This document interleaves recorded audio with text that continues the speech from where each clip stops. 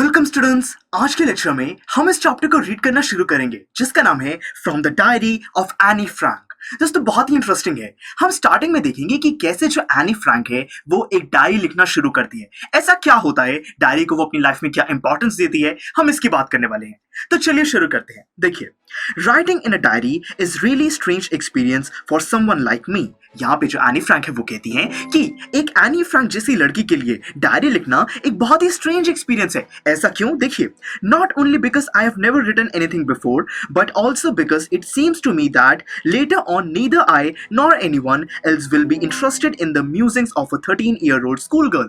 देखिए, वो कहती है कि वैसे उसने आज तक कोई डायरी नहीं लिखी है, इसीलिए बहुत ही अजीब बात है ये। और साथ में एक दोस्तों 13-year-old लड़की क्या सोचती है ये चीज फ्यूचर में कौन पढ़ेगा? जो एनी फ्रैंक है वो खुद भी नहीं पढ़ेगी। तो इसीलिए वो कह रही है कि बहुत ही अजीब बात है कि मैं डायरी लिखने का सोच रही हूँ। Oh well, it doesn't matter. I feel like writing and I have an even greater need to get all kinds of things off my chest. देखिए दोस्तों, अब हमें क्या पता चला कि एनी फ्रैंक का एटीट्यूड बिल्कुल चेंज हो गया। अब वो कह रही है कि वैसे फर्क क्या पड़ता है, मेरे मन में बहुत सारी चीजें हैं जो कि मुझे बाहर निकालनी है, तो इसीलिए वो लिख के बाहर निकाली जा सकती हैं। यानी कि दोस्तों यहाँ पे किसी बोझ की बात की जा रही है। एनी फ्रैंक कुछ चीजें डिस्कस करना चाहती है, उसके पास कोई पर्सन नहीं है तो वो डायरी लिखने का सोच रही है।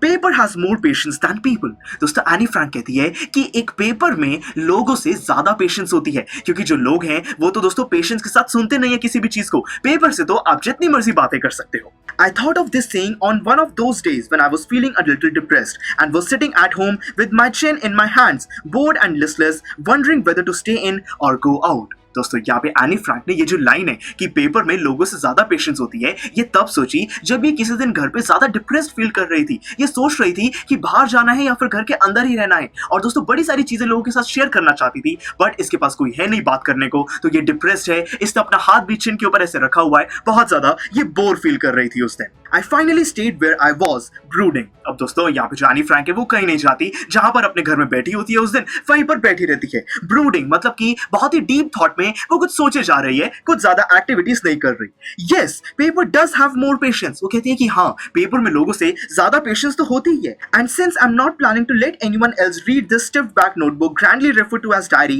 unless I should ever find a real friend, it probably won't make a bit of difference. देखिए एनी फ्रैंक कहती है कि वैसे भी ये जो मेरी डायरी है, जो भी मैं इसमें लिखूंगी, इसको कोई पढ़ने वाला नहीं है। अब दोस्तों डायरी किसको कहा गया है? बेसिकली एक स्टिफ नोटबुक को, मतलब कि जिसका बहुत ही हार्ड कवर है, ऐसी चीज को डायरी कहा गया है। और उसमें एनी फ्रैंक जो भी लिखने वाली है उसको वैसे भी कोई पढ़ेगा नहीं। वो कह रही है कि फ्यूचर में अगर कोई मेरी बहुत अच्छी रियल फ्रेंड बनी हुई, शायद मैं उसको पढ़ा दूं, बट उससे भी ज्यादा फर्क नहीं पड़ता है। मतलब कि एनी फ्रैंक ने डिसाइड कर लिया है कि अब वो डायरी लिखना शुरू करने वाली है। Now I am back to the point that prompted me to keep a diary in the first place. I do not have a friend. दोस्तों फाइनली यहाँ पे एनी फ्रैंक रियलाइज करती है कि सबसे बड़ा पॉइंट कि वो डायरी लिखना क्यों शुरू कर रही है वो ये है कि उसके पास कोई फ्रेंड नहीं है दोस्तों, जिससे कि वो अपनी बातें शेयर कर सके। Let me put it more clearly, since no one will believe that a 13-year-old girl is completely alone in the world. अब यहाँ पे एनी फ्रैंक कहती है कि मैं थोड़ा सा इस चीज को एक्सप्लेन कर देती हूँ। यहाँ पे कोई भी बिलीव नहीं करेगा कि एक 13 साल की लड़की का कोई भी फ्रेंड नहीं है, तो इसीलिए वो इस चीज को ज्यादा अच्छे से एक्सप्लेन करती है। क्या कहती है कि आई एम नॉट, कि इस दुनिया में मैं अकेली तो नहीं हूं वैसे। I have loving parents and a 16-year-old sister and there are about 30 people I can call friends. देखिए वो कहती है कि मेरे पास अपने पेरेंट्स हैं, फादर मदर हैं, मेरी बड़ी बहन है 16 साल की, मेरे पास अराउंड 30 लोग ऐसे हैं जिनको मैं अपना दोस्त भी कह सकती हूँ। I have a family, loving arts and a good home. मेरी पूरी फैमिली है, बहुत लोग मुझसे प्यार करते हैं, मेरे पास एक घर भी है। No, on the surface I seem to have everything except my 1-2 friend. देखिए वो कहती है कि इसी जमीन पर इतना कुछ है, पर फिर भी मेरे पास एक अपना कोई सच्चा दोस्त नहीं है बिल्कुल भी। All I think about when I'm with friends is having a good time. कि जब भी अपने दोस्तों के साथ होती है, इसके मन में एक ही बात होती है कि मुझे एक अच्छा टाइम उनके साथ स्पेंड करना है। I can't bring myself to talk about anything but ordinary everyday things. कि वो डेली लाइफ के बारे में ऐसे अपने फ्रेंड से डिस्कस नहीं करती है। मतलब कि दोस्तों वही बात कि दोस्त तो बहुत हैं, पर सच्चा दोस्त उसके पास कोई भी नहीं है।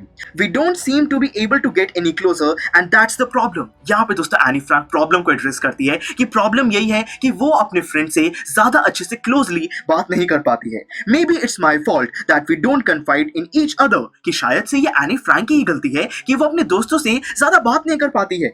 In any case that's just how things are and unfortunately they are not liable to change. फिर भी जैसा भी है, ऐसे ही दोस्तों ये सिचुएशन बनी हुई है और ये चेंज भी नहीं हो सकती है। एनी फ्रैंक का मानना है कि ये जो दोस्त हैं ये ऐसे ही दोस्त रहेंगे, सच्चे दोस्त में इनको कन्वर्ट नहीं किया जा सकता है। This is why I started the diary. और यही रीजन है कि एनी फ्रैंक सोचती हैं कि अब तो मुझे डायरी लिखनी ही होगी अपनी बातों को शेयर करने के लिए, अपने मन में जो बोझ है उसको हल्का करने के लिए। तो दोस्तों ये था हमारा फर्स्ट पार्ट जिसमें हमने ये ट्रू फ्रेंड की बात करी है कि कैसे अब यहाँ पे एनी फ्रैंक ने डिसाइड कर लिया कि एक डायरी को वो अपना ट्रू फ्रेंड बनाने वाली है। अब दोस्तों इसी ट्रू फ्रेंड के साथ ये क्या क्या चीजें शेयर करती है, आगे क्या होता है, हम इस चीज को नेक्स्ट लेक्चर से स्टडी करने वाले हैं। तो फिर चलिए मिलते हैं अगले लेक्चर में। स्टूडेंट्स, आई एम श्योर आपको ये वीडियो बहुत पसंद आया होगा। तो इसी तरह से इंटरेस्टिंग तरीके से अगर आप सारे कॉन्सेप्ट्स, थ्योरीज, डिफरेंट चैप्टर समझना चाहते हैं तो डाउनलोड करिए PUSTAC ऐप, क्योंकि इस ऐप पर आपको बहुत कुछ मिलेगा। सैम्पल पेपर्स हो, टिप वीडियोस हो, different lectures, back exercise solutions, बहुत कुछ। So what are you waiting for? Download PUSTAC app.